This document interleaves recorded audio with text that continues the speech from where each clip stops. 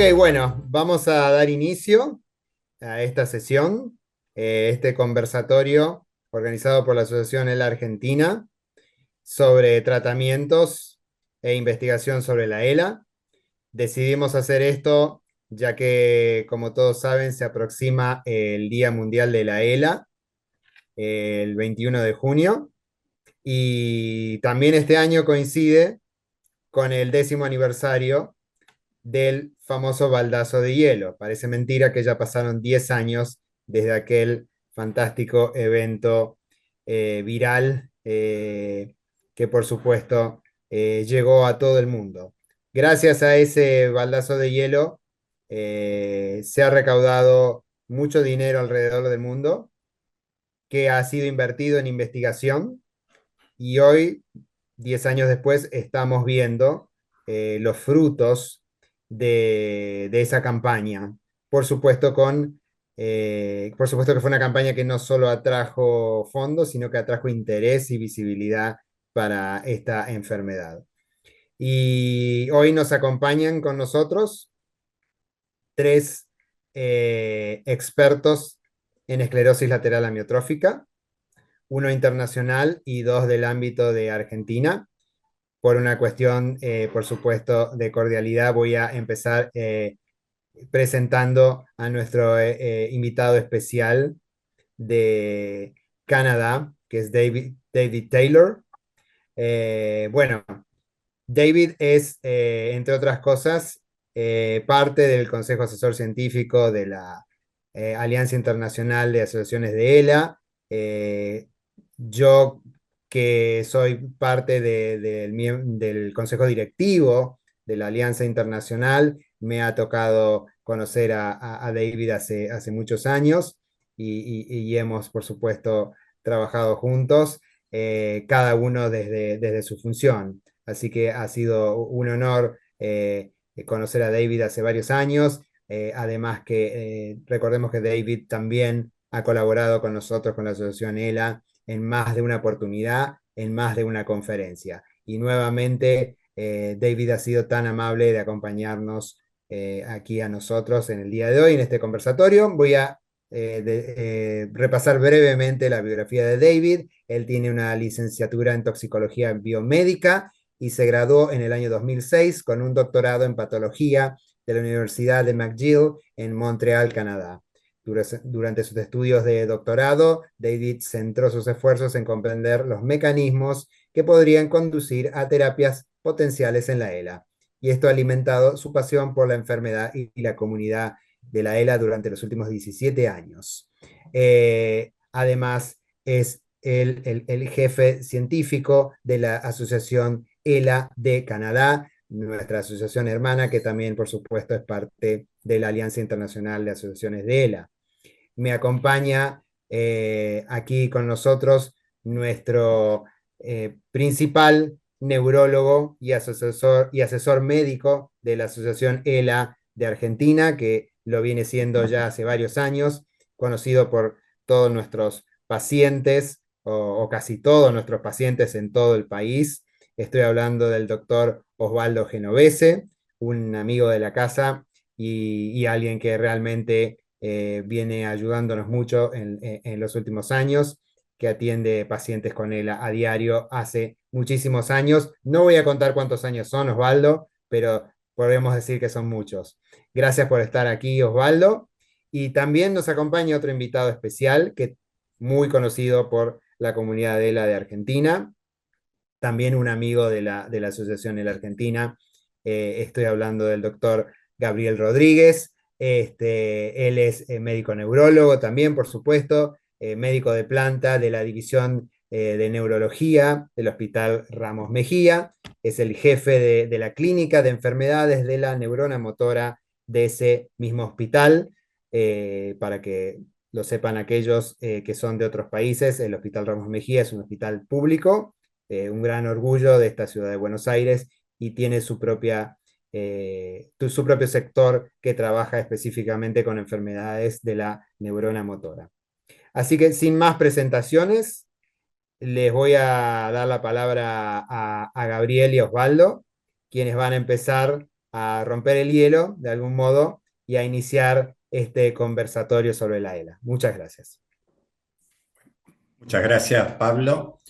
Es un placer compartir esta reunión con el profesor David Taylor y con el amigo Gabriel Rodríguez. Y bueno, vamos a tratar de discutir, dilucidar temas que a diario esta enfermedad nos pone a prueba. Cuando hacemos el diagnóstico y el paciente y la familia comienza un camino largo, duro, muy difícil. Difícil no solo por lo que es la enfermedad en sí, sino por todas las dificultades y barreras que, al menos en nuestro país, hay para enfrentar esta situación. Cuando algo es tan severo como esto, uno necesita de muchas cosas. El paciente necesita de su familia, de sus amigos, necesita de la obra social, necesita de la ayuda pública, necesita de una cantidad de soportes en las diversas especialidades de la medicina, tratamientos costosos, asociaciones de enfermos, y todos deben contribuir para que sea un poco más liviano este camino.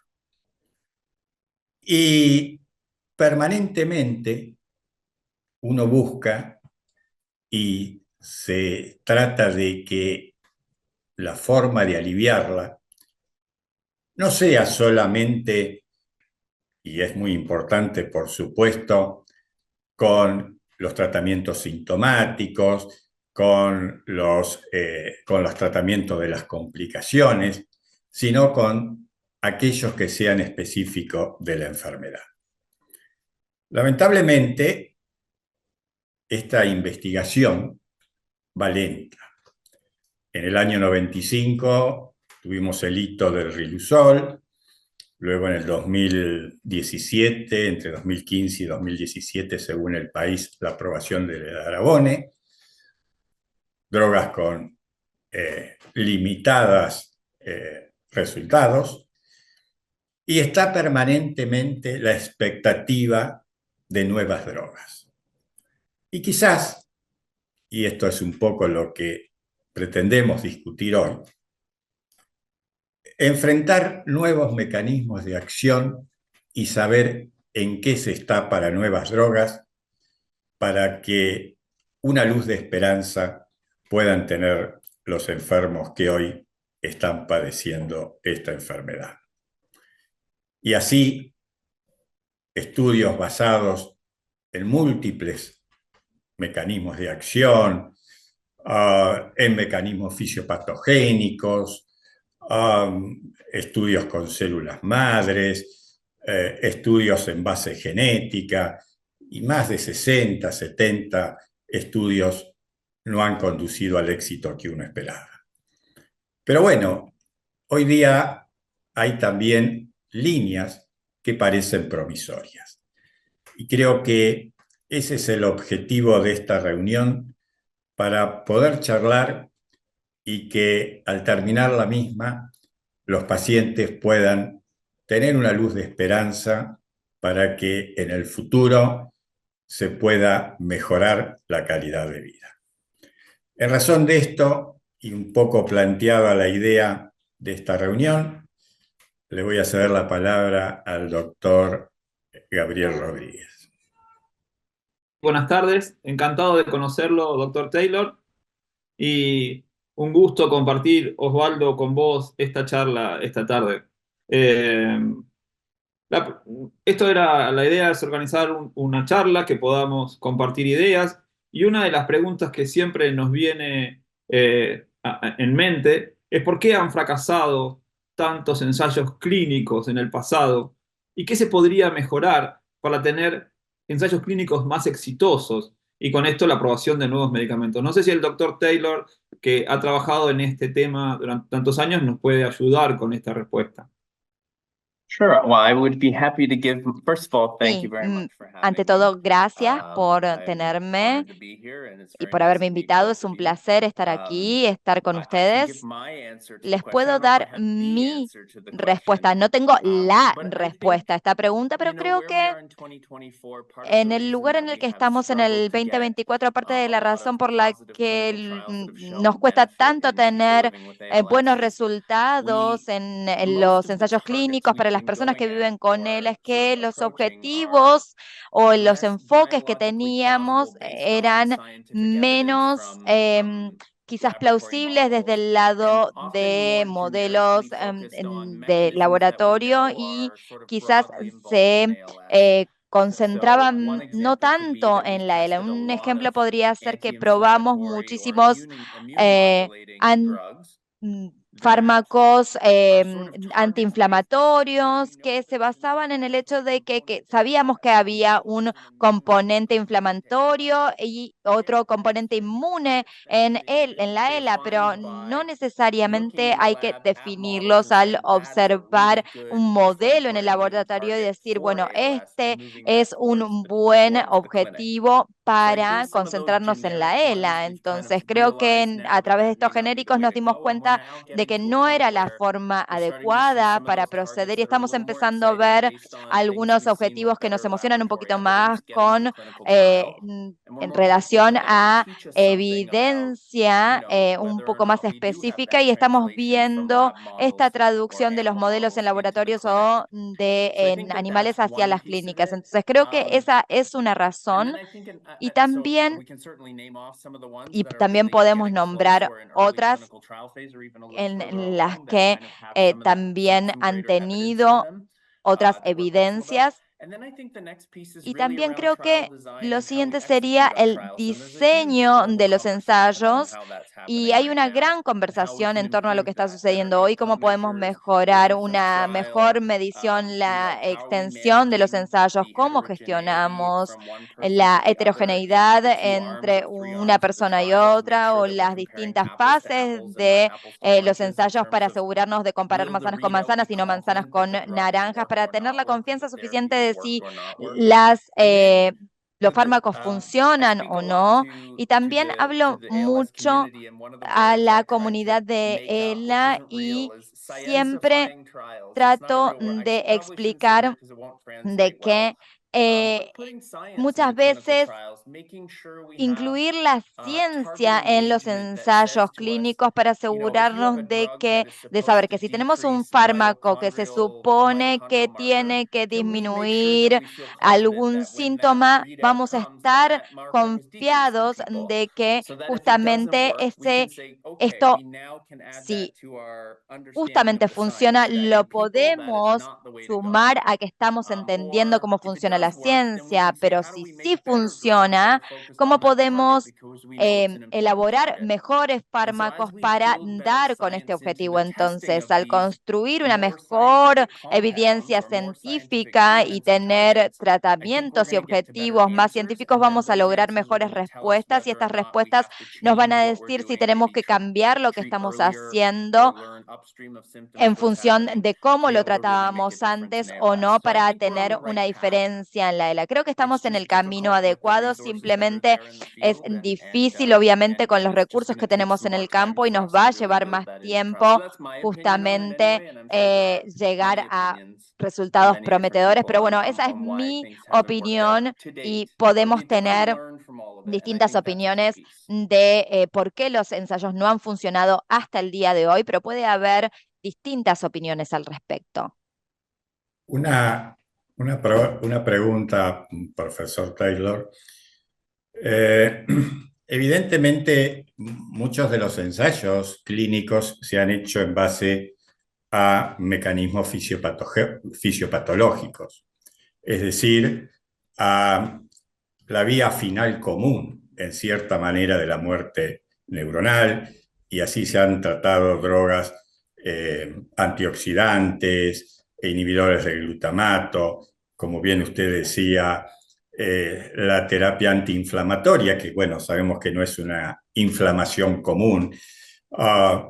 Entonces, la pregunta que yo me hago son dos. Ah, si hay varios de estos mecanismos, quizás a lo mejor con el tiempo habría que hacer, si se me permite el término, un combo de drogas que actúen sobre distintos mecanismos de estos, no sobre uno solo. Y la otra pregunta es, si voy un paso más adelante, ¿cuál sería, a la luz de hoy, y si lo explicamos por algún mecanismo genético que esté por encima de esto y que después sea el desencadenante con algún factor ambiental de la enfermedad? ¿Y cuál sería entonces, a su parecer, aquel mecanismo que estaría por encima de todo esto que gatilla a estos cuadros? Bueno, es una pregunta excelente y creo que hay distintas opiniones de cómo podemos tratar la ELA y algunos creen sin duda de que necesitaríamos un cóctel de drogas que pueden tener distintos efectos quizás menores para llevar a un efecto mayor, pero algunos de los mecanismos hoy quizás no han funcionado y pensamos en distintas cosas como por ejemplo inhibidores y complementos que tenemos un marcador, un biomarcador de necroptosis y no funcionó lo suficiente y también tenemos otros mecanismos que quizás no son mecanismos primarios, entonces es posible que podamos encontrar múltiples efectos pequeños que lleven a un tratamiento mayor que sería como un cóctel, sí, sin duda, pero es difícil decidir cuáles son efectivos y cuáles no, y cuáles pueden estar y cuáles no si tenemos efectos menores. Entonces, volviendo a esta idea de que sí, obviamente queremos tratar de encontrar estos marcadores tempranos de lo que está sucediendo y poder tener justamente la capacidad de cancelar todos los que estén sucediendo. Creo que los mejores ejemplos podría ser una hipótesis, es Torfesan, que lo tenemos con la ELA de SOD1 y para las personas que tienen el Torfesan, justamente vemos resultados fantásticos, personas que están muy, muy bien después de muchos años de haber empezado a tomar la droga. Justamente tenemos esta droga endovenosa que reduce los efectos de esta parte de la enfermedad SOD1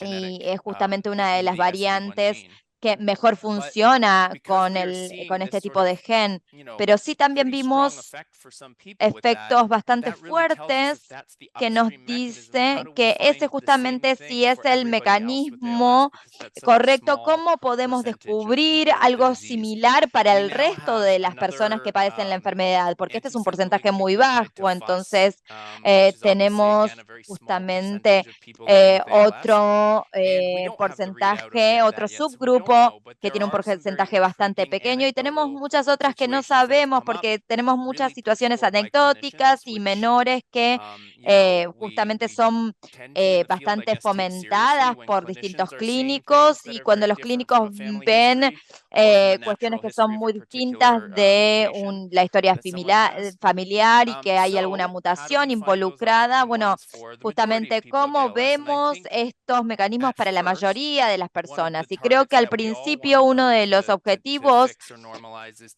que queremos ver es el mecanismo que va a funcionar para todos. No sabemos si es simplemente un marcador de la enfermedad, pero sin duda con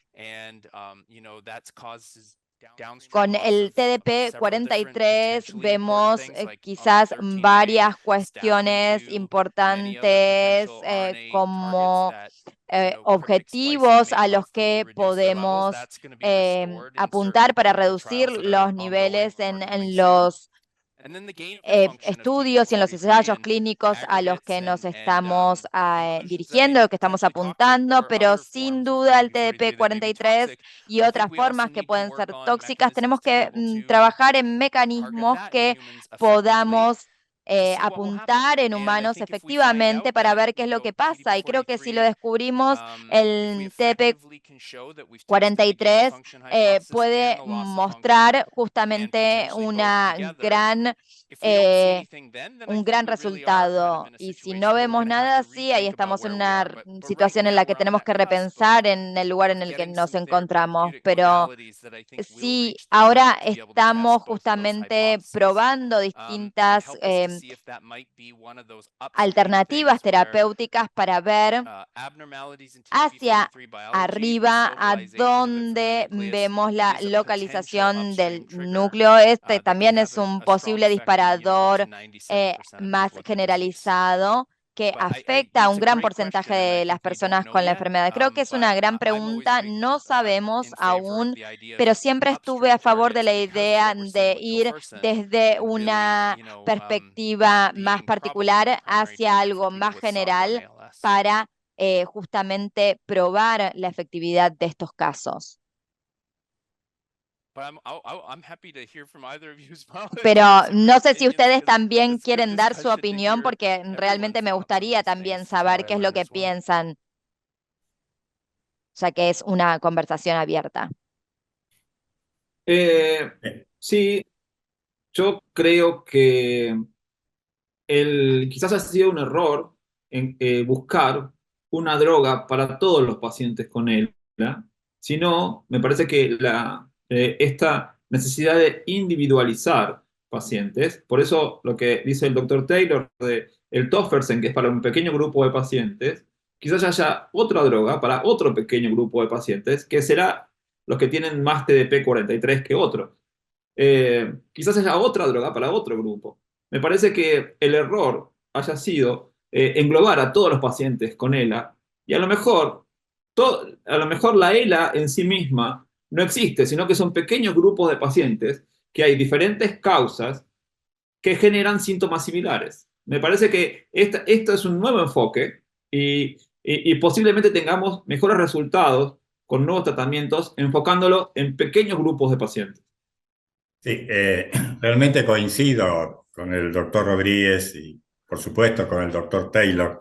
Y uno se hace muchas preguntas, porque parecería que estamos frente a un síndrome, entonces, y no frente a una enfermedad, como algunos consideran que puede ser la ELA. Pero también esta heterogeneidad clínica también parece ser una heterogeneidad genética, porque las variantes que hay de SOT a su vez hacen que la expresión clínica o la gravedad de la enfermedad sea distinta. Y entonces eso por ahí pone más dificultad en la interpretación. Por otra parte, hay un pequeño grupo de pacientes que tiene más de un gen. Entonces creo que es un 3-4%. Entonces, ¿cómo interpretar en esa situación la génesis o la importancia de lo genético? Evidentemente, con TDP-43 lo que aparentemente se estaría más alterado sería la regulación, porque tanto el déficit como el exceso es de por sí patogénico. Entonces creo que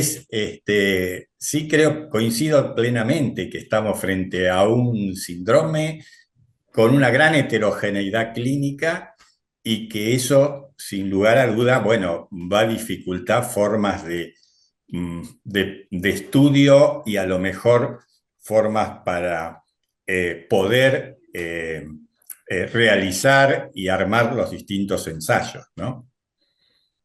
Bueno, nosotros teníamos nuestro jefe en el Hospital Ramos Mejía y amigo de Osvaldo, que decía que el sistema nervioso se podía expresar de pocas maneras ante diferentes noxas. Entonces, es posible que diferentes noxas, diferentes orígenes den este síndrome, que es un síndrome ELA o un síndrome de enfermedad de neurona motora. Quizás el error ha sido repetir durante 150 años lo que nos dijo Charcot. Si tienen motoneurona superior e inferior, es ELA. Y creo que ha habido en los últimos años muchos avances para tratar de hacer diferentes grupos de pacientes. No es lo mismo el paciente que vive 20 años que el paciente que vive 1 año. Son diferentes. Y esa diferencia es lo que nos cuesta hacer, nos cuesta separarlos. No encontramos todavía bien la forma para separarlos.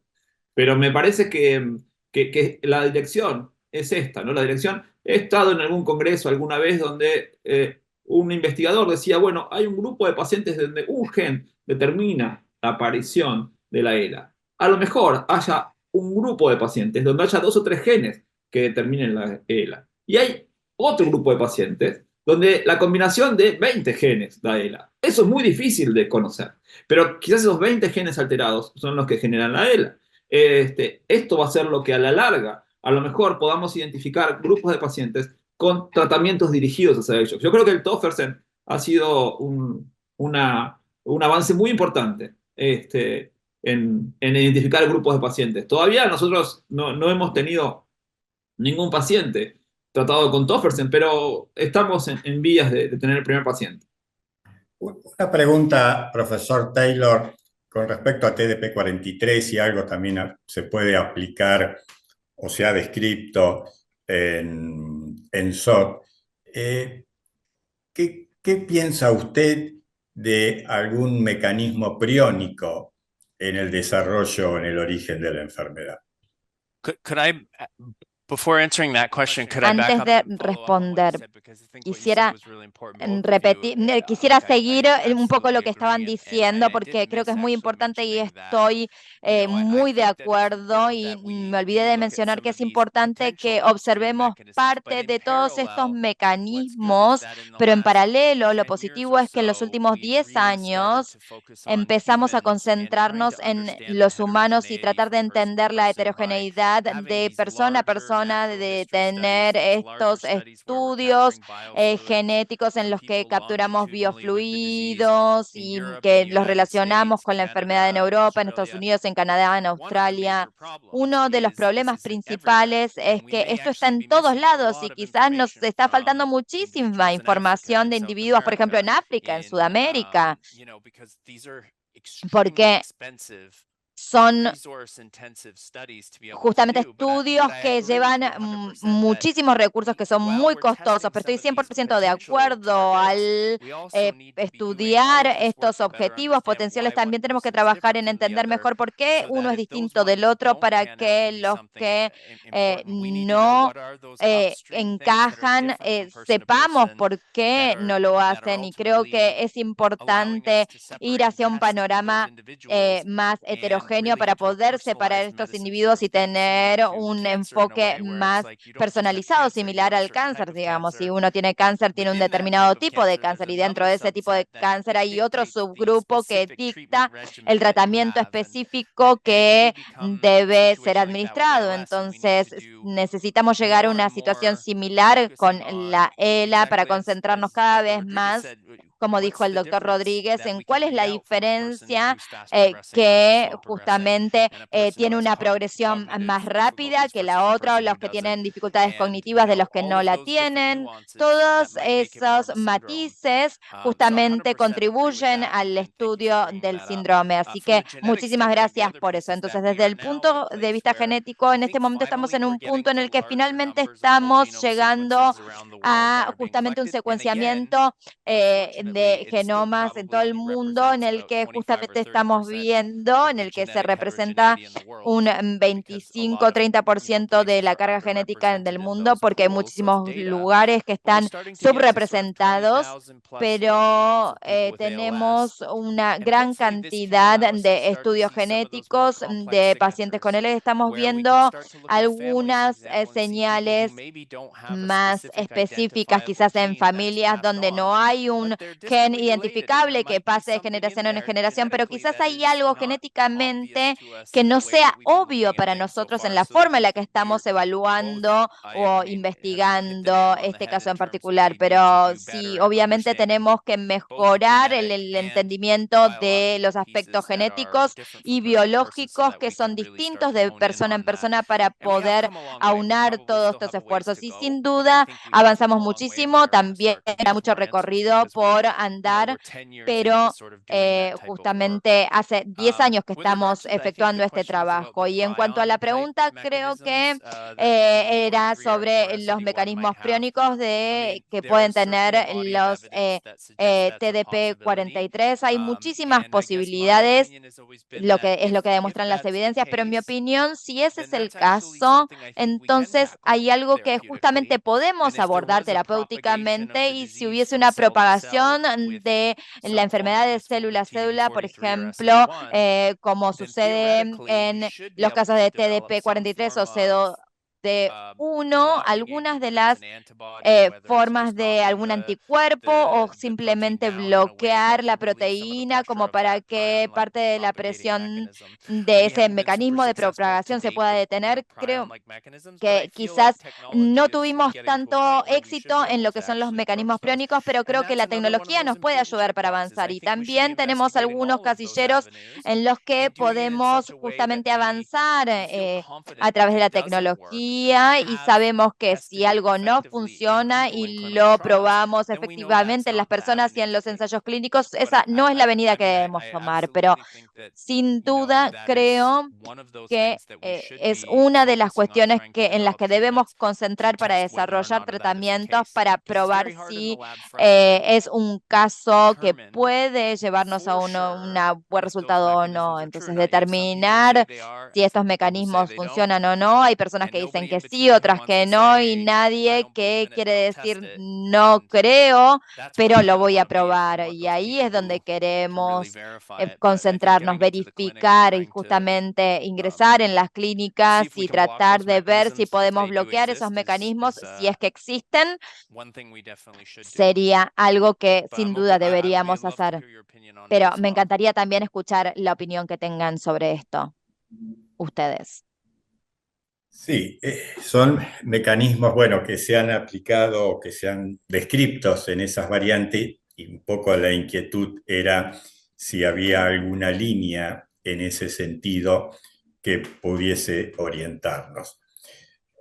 Profesor Taylor, quisiera saber su experiencia en tratamientos con células madres, con qué compuesto, y qué resultado y dónde está la investigación en este momento.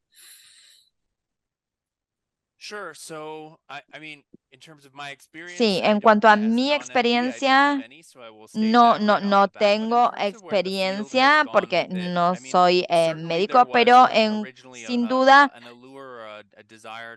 hubo un deseo de probar las células madre con la idea de poder reemplazar las neuronas. Y hubo algunos estudios en los que se intentó avanzar hasta ahora. No demostraron ser muy exitosos, pero en cuanto a la idea de brindar las células madre como una forma de poder justamente ver si hay efectos antiinflamatorios, creo que biológicamente está esa idea de que puede ser valioso.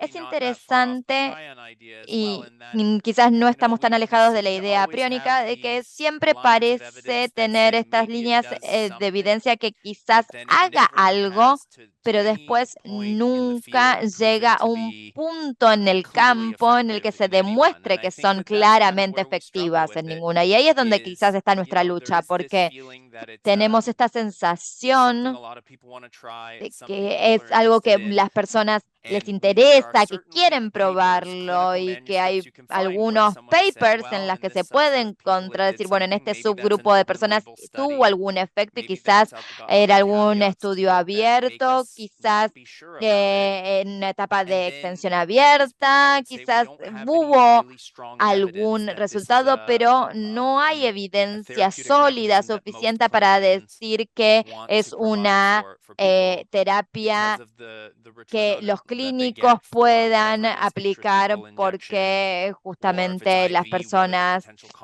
pueden tener justamente cuál sería la consecuencia de dejar este grupo de células en el torrente sanguíneo, si son endovenosas, por ejemplo. Quizás hay algo de evidencia, pero sin duda, aún en ningún caso es 100% efectiva y justamente hay algunos estudios en Corea del Sur y hay unos ensayos que están en este momento activos y hay personas que van a comprar esta terapia y escuchamos distintas experiencias de distintas personas de lo que ha resultado de esto. Está Neuron de Brainstorm, que también se está hablando mucho en distintos lugares y no hay evidencia definitiva aún de que haya tenido ningún resultado específicos. Quizás sí hubo resultados para algunos pacientes particulares, pero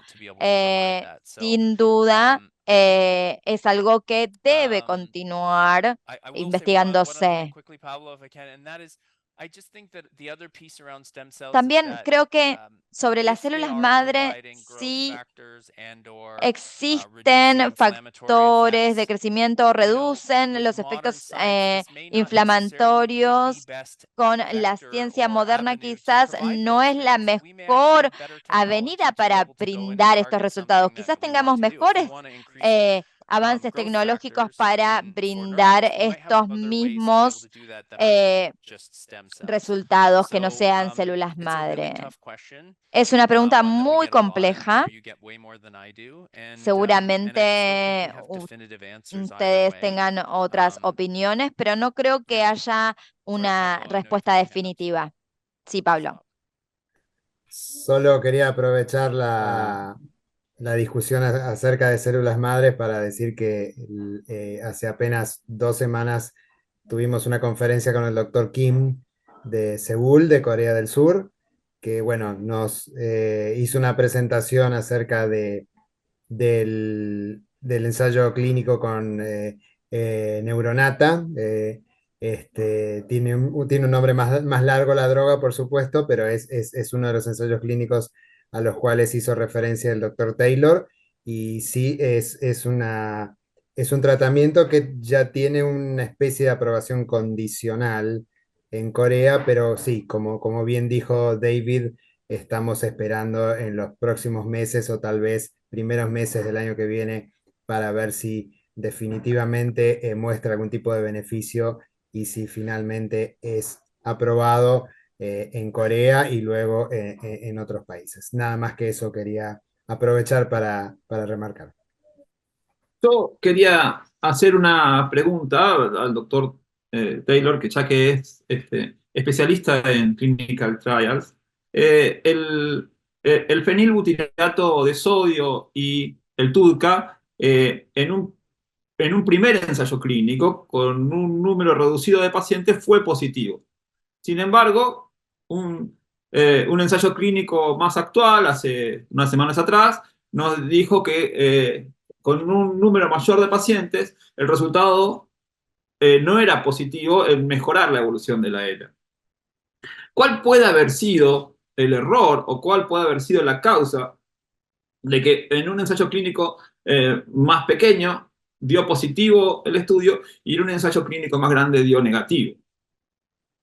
I will just say I am not a clinical trial specialist. No soy especialista en estudios clínicos, en ensayos clínicos. Soy una persona que ha recopilado muchísima información y aprendió mucho durante los años, pero creo que sí hay personas que son mucho más especialistas en ensayos clínicos. Pero sí, en cuanto al AMX35, creo que justamente hemos tenido muchas ocasiones en las que hay ensayos de fase 2 más pequeños que son quizás llevados a cabo durante 6 meses, que parecía que hubiese resultados positivos, beneficios y que no surtieron efecto cuando hicimos ensayos más largos y más grandes. en grupos de personas más grandes. Entonces, el mensaje debe tomarse justamente a la hora de diseñar los ensayos clínicos. Quizás 6 meses son demasiado cortos. Hay gente que quizás no cree que es el caso, pero en Europa los ensayos se extienden durante 18 meses y nunca considerarían ensayos de 6 meses. Algunos justamente se circunscriben a lo que dice la FDA, porque en general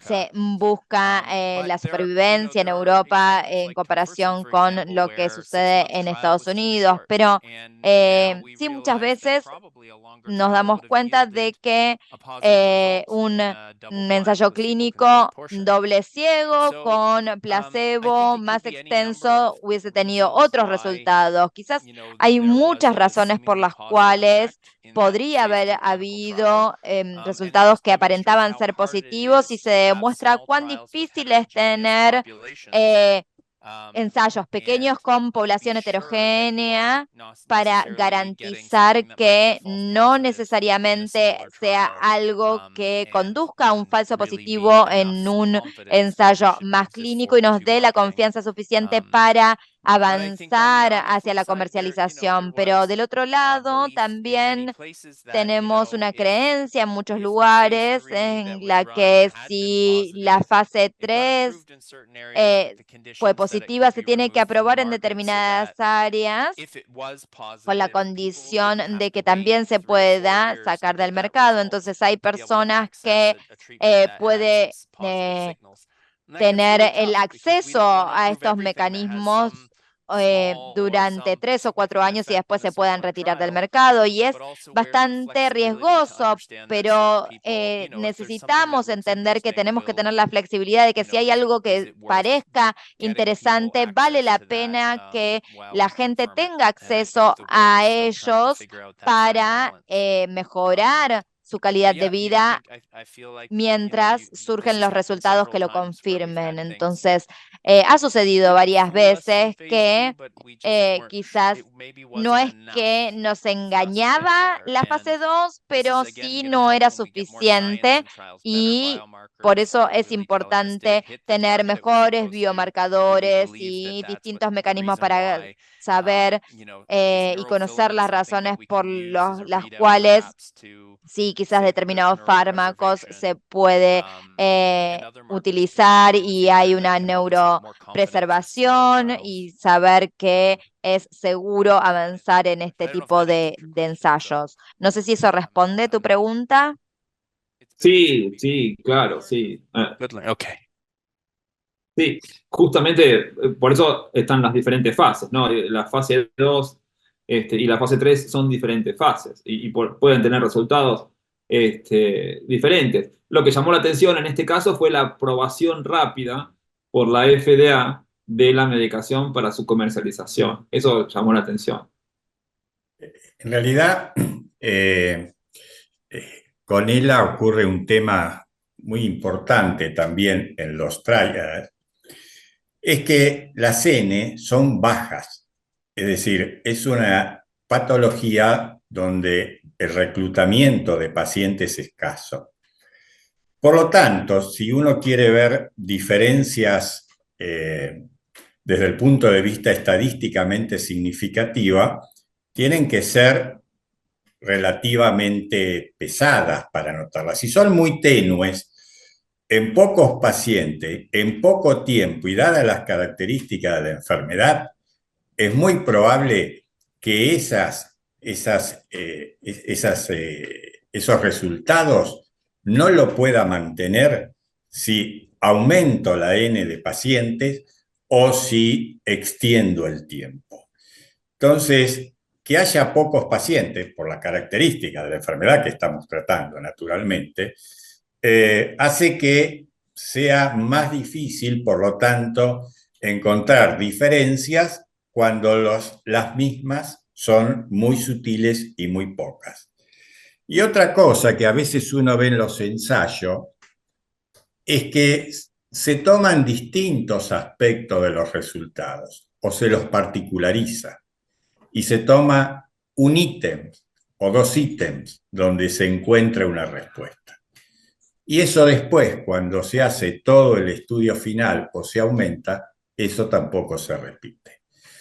Creo que quizás el diseño de los estudios, la N que tiene la población y la característica de la enfermedad hace que un poco lo que describe Gabriel, y que inclusive uno lo ha visto también en otros ensayos. Yo recuerdo hace unos años, lo debe recordar por supuesto mejor que yo el profesor Taylor, había algunos resultados de células madres que en pocos pacientes que parecerían muy prometedores, y eso después nunca se replicó. Entonces, ese es uno de los problemas que tenemos a veces en las características de la muestra donde se hace el estudio, ¿no? A mí me pareció muy interesante el protocolo Healy, que tiene varias ramas que prueban diferentes medicamentos contra un grupo placebo, y que si una rama se cae, las otras pueden seguir funcionando. Eso, la verdad que ahorra tiempo y dinero. La verdad, ese creo que yo no lo había visto, un nuevo modelo de ensayos clínicos. Creo que va a ser bastante beneficioso en ahorrar tiempo y dinero. Con seguridad, sí, sí, sí.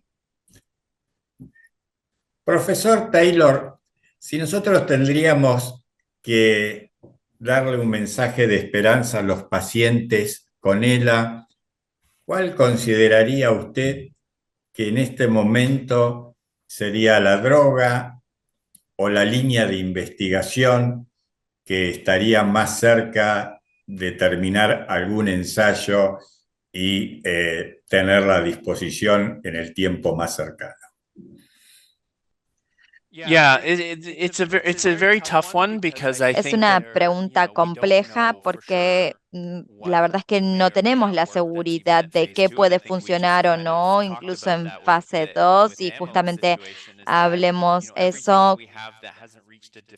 Todo es difícil de resumir si va a tener un valor significativo o no, pero sí diría que estamos esperando que se publiquen resultados en el Reino Unido de AL2, estas inyecciones que justamente se desarrollaron en un estudio entre Francia y el Reino Unido, y en algunas presentaciones se pudo demostrar que en los progresores que se equilibraban en neurofilamentos había un beneficio funcional y de supervivencia. Creo que eso se va a publicar pronto, pero también hay un movimiento de ver si podría ser un tratamiento posible y efectivo para la ELA. Y una vez que tengamos esos datos, vamos a tener una mejor indicación de si puede funcionar o no.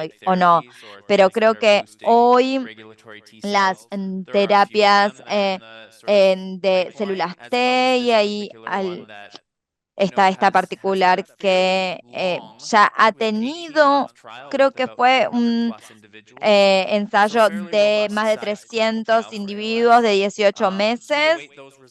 Estamos esperando también esos resultados y ahí podría surgir algo interesante que se pueda aprobar para algunas indicaciones. Creo que ya tiene cierta aprobación en algunos países, y también reformular la finalidad para ELA. También eso puede determinar parte del interés. También hay otras cuestiones que se están investigando y están en las primeras fases de ensayos clínicos, en etapas de fase 1 o fase 2, fase 1 avanzada. También hay algunas fases de investigaciones en laboratorio. Tenemos estudios sobre VRG 60235. También tenemos AI Therapeutic, que tiene una investigación también en curso. La razón por la cual tiene algo de interés esta investigación es que hubo un paper el año pasado que demostró que en distintas líneas de las neuronas motoras, estos 5 inhibidores podían brindar apoyo para distintos fenotipos de las células en distintos subgrupos genéticos que incluían la ELA esporádica, que incluía justamente este mecanismo del gen. Y esto puede ser interesante y lo vamos a ver seguramente en poco tiempo. También algunas de las terapias funcionales de TDP-43, Curalis tiene una, también tenemos algunas presentaciones recientes. También tenemos otras terapias que están llevando muchísimo interés y muchísimo entusiasmo a la comunidad científica. Tenemos justamente esta terapia para recuperar el 13A y como ven hay distintos cambios en el gen que pueden implicar una progresión más rápida en función del genotipo que tenga una persona. Entonces, si podemos recuperar los niveles del gen porque no está en el núcleo, puede ser algo que puede ayudar a tener un valor terapéutico y probablemente esto llegue a la fase 1 pronto. Ahí podía tener avances bastante acelerados, también algunos ensayos como los que mencionó el doctor Rodríguez. Tenemos distintos laboratorios, uno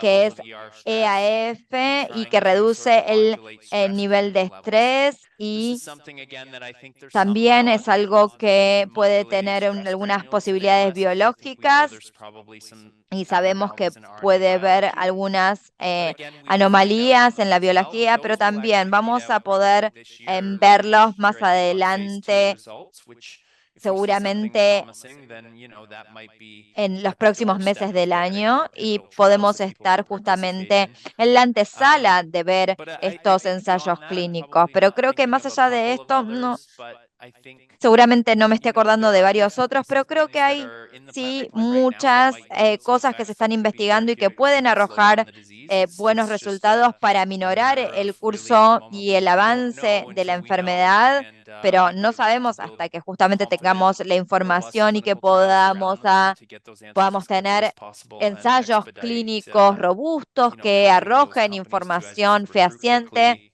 sobre los resultados de estos fármacos. Y esperamos poder tener respuestas concretas para poder brindarles un panorama más prometedor a las personas que estén sufriendo esta enfermedad. Esto es hasta ahora lo que se me viene a la mente. Yo quería, gracias, doctor Taylor, gracias, Genovese, por la pregunta. Si tenía al doctor Taylor o Genovese, si tiene alguna opinión sobre un protocolo que tiene el nombre de Prime-C. Eso, varios pacientes han hablado de esto como un nuevo tratamiento que genera bastante expectativa. Sí, una empresa que se llama Neurosense empezó a desarrollar lo que llaman Prime-C y es una mezcla de el inhibidor COX-2, el antibiótico. Es una cefalosporina y un inhibidor de COX-2. Y algunos pacientes han decidido empezar a utilizarlo de manera personal y de manera individual. Sí, la combinación es el antibiótico, como decías vos, y el inhibidor Esto fue algo que se descubrió en el laboratorio con los modelos tempranos de ELA, y la empresa Neurosense lo ha traído a ensayos clínicos, y ahora ha habido otros ensayos de 50, 60 individuos. Y en cuanto a los informes, ha habido una ralentización de la enfermedad, y una de las cuestiones en la ELA, hasta que tengamos los datos para poder compararlos con lo que está en las gacetillas, no podemos tener justamente comprobar exactamente lo que se da, lo que se informa, lo que se da a conocer y los datos reales. Entonces, eso es algo que estamos esperando, y también, lamentablemente, en la ELA,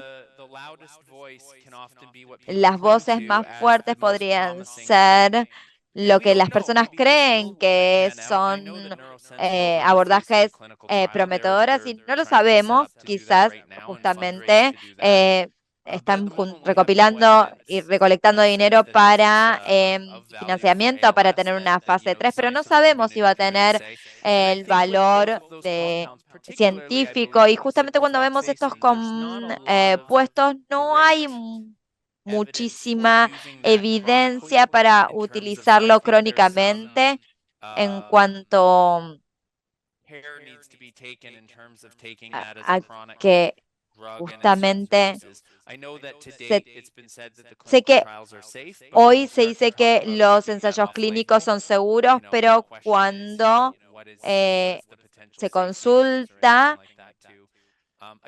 cuáles son los temas de seguridad, quizás no está tan claro.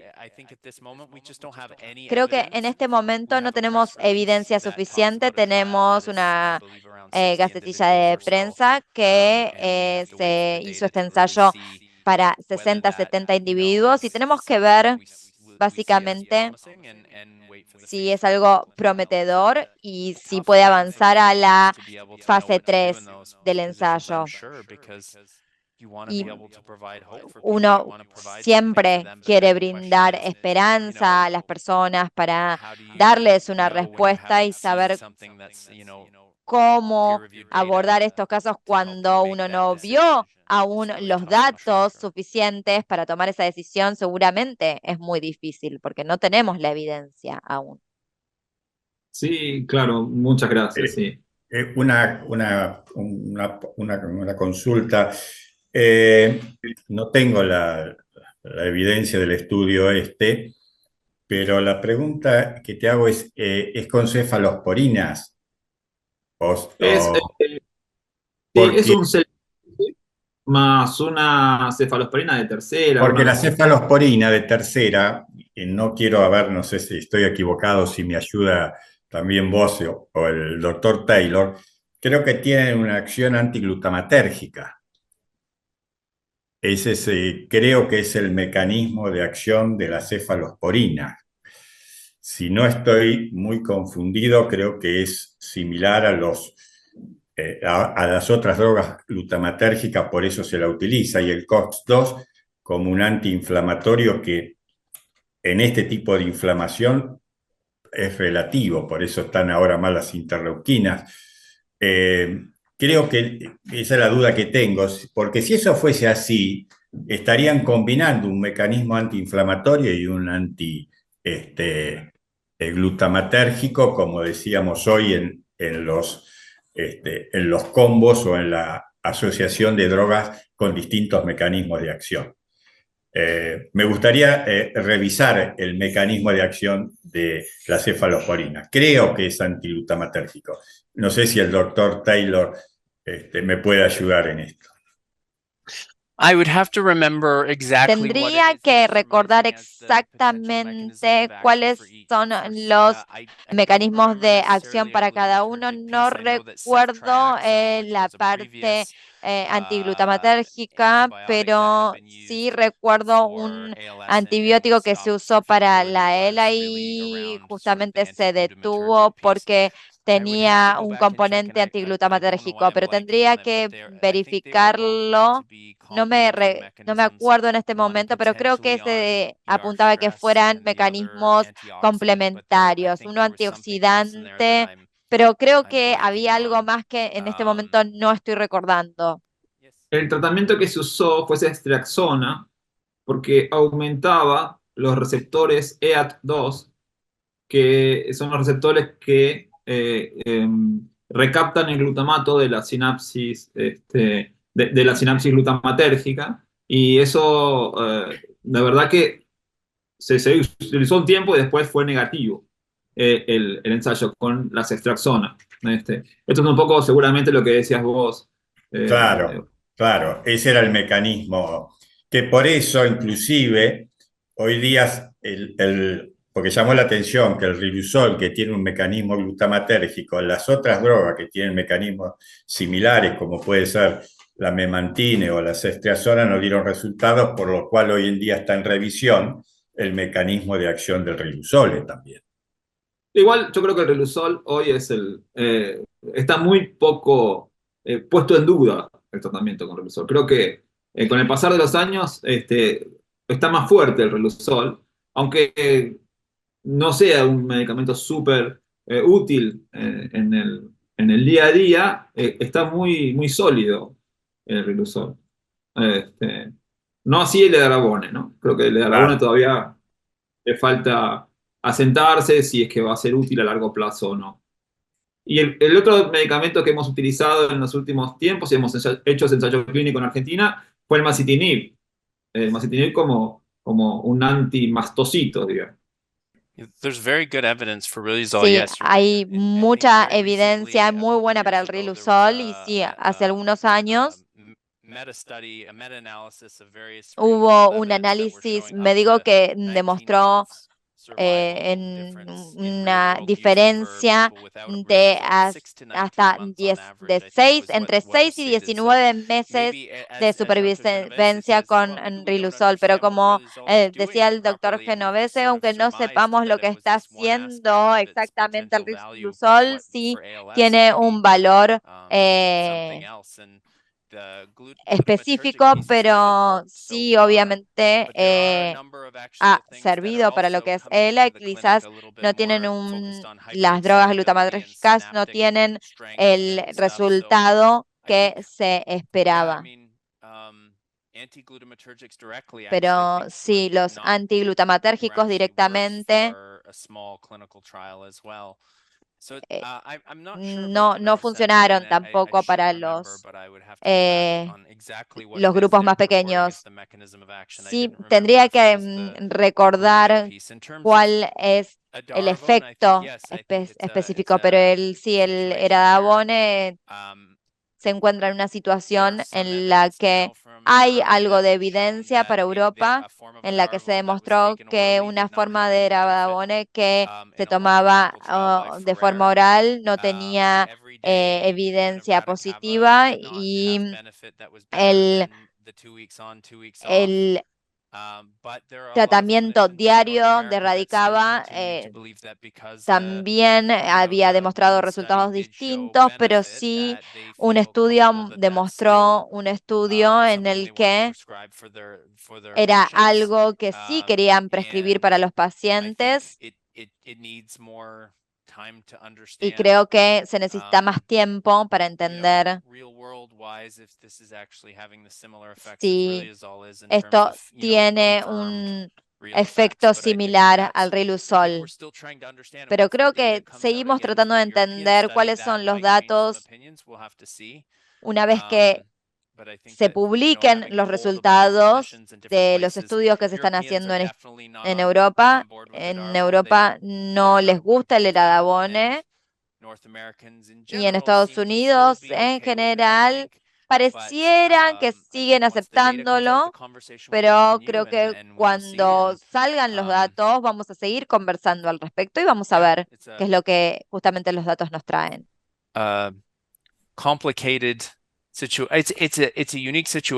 Es una situación muy particular y creo que tenemos que tener estos debates en todo el mundo y qué es lo que sienten las personas al respecto y si quieren seguir prescribiéndolo o no. Creo que tenemos mucho por discutir Perdón, todavía. ya llevamos un poco más de una hora, así que creo que vamos a ir cerrando con este conversatorio. Y así que tal vez les pida a los tres que hagan un comentario final, una reflexión final, tal vez Osvaldo y Gabriel desde su posición en Argentina, y bueno, obviamente David desde su posición internacional. Así que si podemos ir con esos comentarios finales. Yo creo que la conclusión de esta charla acerca de la ELA como diferentes grupos de pacientes a los cuales hay que identificar y darle tratamientos específicos a cada grupo, me parece que es el futuro del tratamiento de los pacientes con ELA. Encontrar un Riluzol para todos los pacientes o un Edaravone para todos los pacientes parece ser no ser la dirección adecuada, que es la que venimos utilizando hasta ahora y que no nos dio resultados muy alentadores. Me parece que esto y el Tofersen es lo que ha abierto un nuevo paradigma de un pequeño grupo de pacientes con con una medicación específica. Creo que eso es lo que... Y las nuevas identificaciones con nuevos marcadores y nuevos genes que van apareciendo, me parece que es la dirección. En nuestro país, los ensayos clínicos, la verdad que sería bueno contar con más ensayos clínicos para tener más información de, como decía el doctor Taylor, de Sudamérica, más información de otros lugares del mundo, qué pasa cuando se prueban estos medicamentos que a lo mejor siempre son en grupos de países del hemisferio norte. La verdad que sería bueno tener esta información también. La verdad que me pareció una excelente charla. Gracias a Osvaldo, gracias a la Asociación ELA, gracias al doctor Taylor por charlar un rato de estos temas que tanto nos apasionan, ¿no? Bueno, realmente la ELA es un desafío permanente.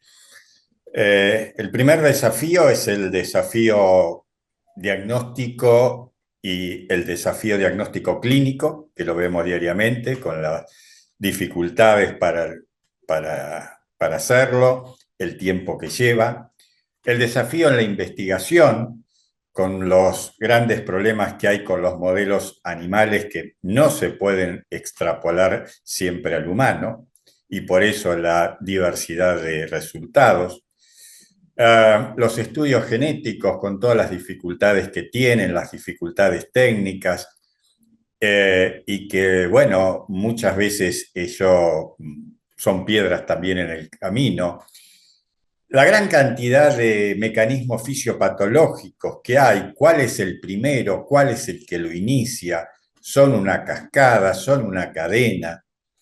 Y todo eso, como también decía Gabriel, la gran heterogeneidad clínica que nos lleva.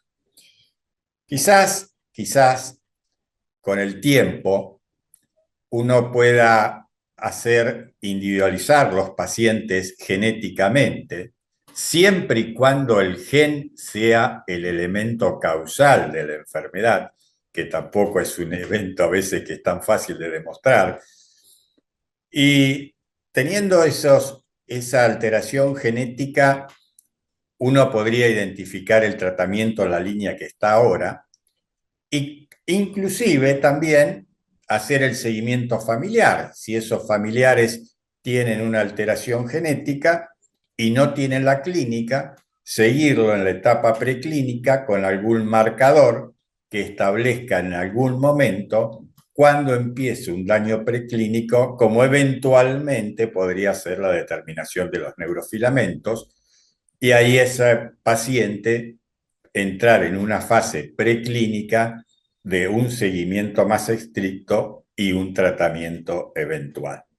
Es decir, eso sería realmente lo mejor, pero tampoco es fácil, porque hay formas genéticas que no tienen penetración completa y son aquellos casos aislados que en realidad tienen manifestaciones genéticas. O sea, todo es realmente complejo, pero bueno, eso creo que no tiene que desanimar a los investigadores y identificar y hacer un tratamiento individualizado, seguramente por ahí quizás pueda pasar el tratamiento a futuro de la enfermedad, algo parecido a lo que ocurre con las neoplasias.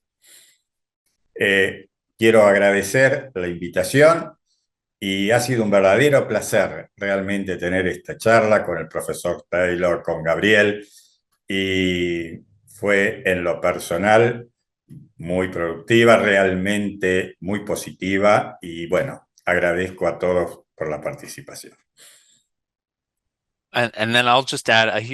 Yo solamente quiero agradecerles por haberme invitado, al doctor Genovese, al doctor Rodríguez.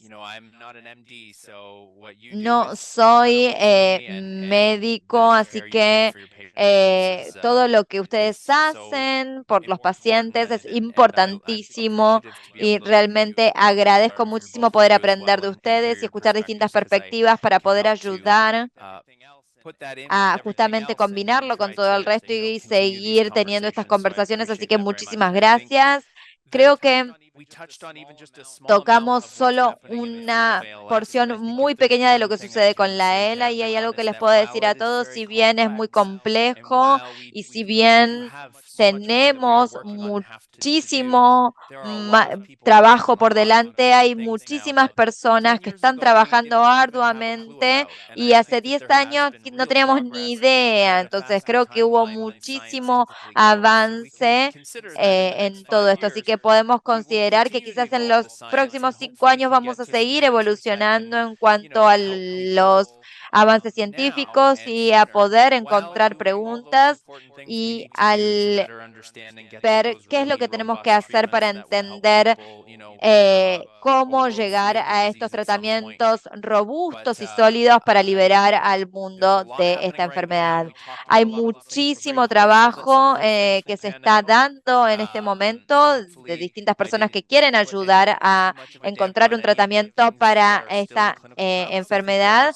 Hay muchos avances prometedores y emocionantes y al mismo tiempo tenemos que hacer muchísimo trabajo para entender por qué cada persona es distinta de otra y cómo los tratamos por separado y cómo encontramos medicinas y fármacos individuales para cada grupo. Y tenemos que seguir teniendo este tipo de conversaciones y seguir trabajando sobre los temas principales y justamente contribuir con nuestro tiempo y nuestro esfuerzo para encontrar las distintas alternativas que mejoren la calidad de vida.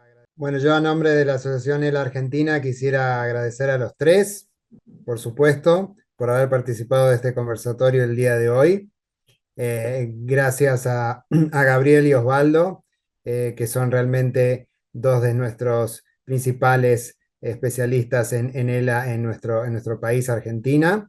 Y gracias, por supuesto, a David por habernos acompañado hoy desde Canadá. Realmente no es la primera vez que lo hace, ya nos ha ayudado en ocasiones anteriores. David es un gran compilador de información sobre lo que sucede en la investigación a nivel mundial de ELA y es un gran comunicador también de esa información desde la ciencia para la comunidad de pacientes y familiares. Y bueno, por algo ha ganado, y me gustaría mencionarlo, por algo David ha sido quien ganó el premio humanitario de la Alianza Internacional de Asociaciones de ELA en el año 2021. No quería dejar de mencionarlo, ya sé que te da un poco de vergüenza, David, pero no podía dejar de mencionarlo. Así que muchísimas gracias a los tres nuevamente.